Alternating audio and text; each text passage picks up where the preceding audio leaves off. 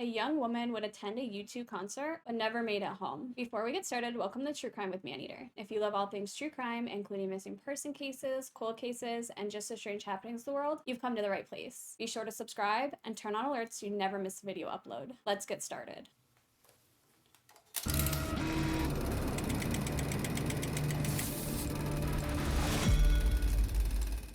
Dail Dinwiddie was a 23-year-old woman living in South Carolina in 1992. She had recently graduated from a women's college with a degree in art history and was planning to enroll in the University of South Carolina for a graduate degree. On September 24th, 1992, Dail would attend a concert with her friends at the Five Points region in downtown Columbia, South Carolina. So Five Points in 1992 was this really hip dining and shopping area, and then it had a bunch of bars and nightlife, and of course a lot of students went there because it was close to the University of South Carolina. Although it's considered a bit dangerous now, back in 1992 it was still pretty safe. So on that Wednesday evening, Dail and her friends would go to the U2 concert. The show would end at around 11:15 p.m. Dail and her friends would leave the concert and head to a nightclub known as Jungle Gyms, and that nightclub only closed in 2012. So at some point after they got to the bar and they got their drinks, Dail and her friends would become separated. At around 1 a.m. that Thursday, her friends would actually leave the bar. They assumed that she had just called her parents who were living nearby to come get her. Unfortunately, that wasn't the case. Dail hadn't left the nightclub and she hadn't called her parents to pick her up. At about 1:15 a.m., she had actually approached the bouncer and asked if he had seen her friends. He told her no, he hadn't seen them, and that was it. And then about 15 minutes later, she would exit the bar, and that was the last time anyone saw her. Dail was only 5 feet tall and weighed about 100 pounds. She was a very small woman. So when she exited the bar, she was seen walking north on Hardin Street. She had a forest green pullover on, faded jeans, and an LL Bean jacket tied around her waist. The next morning, her father would go into her room and realize she wasn't there.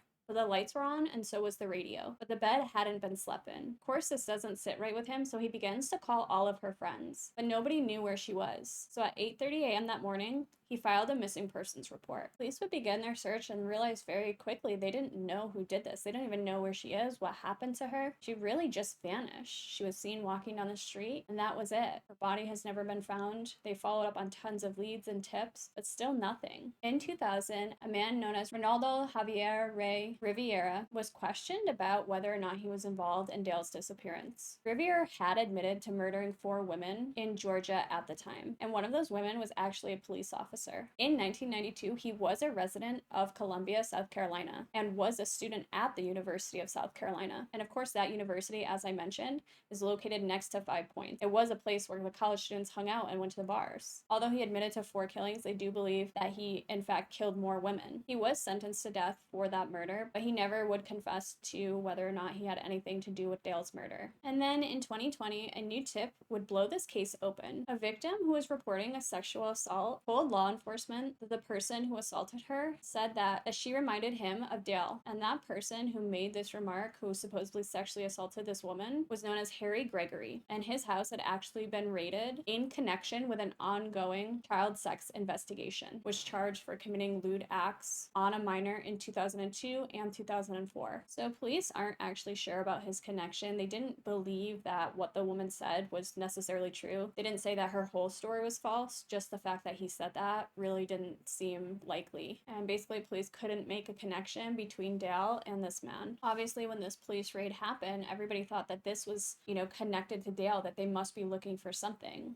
But police would very much deny that. They would say, no, it has nothing to do with this. We don't think they're connected. Harry Gregory was apparently a very well-connected attorney, and one of his friends would go on to say that he's a 60-year-old man who likes 20-year-old girls. There's nothing illegal about that. One witness would say that Gregory is a sadist and that he definitely enjoys causing pain and receives sexual gratification from this. One article would note that a source close to the family and familiar with his relationship with his former wife said that they absolutely believe that he is or was the type of person who would have been capable of targeting and harming Dail. Apparently, he had very much abused his former wife and he beat her terribly. He very much inflicted a lot of pain on her. At the time, he did live in Columbia, South Carolina, and his house was actually just a few blocks away from Dail and her family home. And apparently, around this time in 1992, he very much was seeking out the attention of younger women, and he would actually do this at the Five Points, where Dail was last seen. And apparently, Jungle Gyms was his favorite place to go. So a lot of people have an issue with that raid. Obviously, police said it wasn't related to Dail, and they don't believe that it was actually related to the charges he was facing. An article would state, do cops normally raid people's houses for inappropriately touching a child almost 20 years ago? One of our sources asked us rhetorically. No, they do not. Indeed, the first-hand accounts we heard of this raid included the presence of a battering ram, of deputies approaching the residence with their guns drawn, the use of a loudspeaker, and the initial refusal of Gregory to voluntarily exit the premises seem inconsistent with the charges he is currently facing. Overkill, one attorney familiar with such cases told us. Another law enforcement veteran would go on to say that, I think they are guarding the Dinwiddie part of the investigation. So many theories surround this case. Police do believe she was abducted and that it was carefully planned because there was no evidence.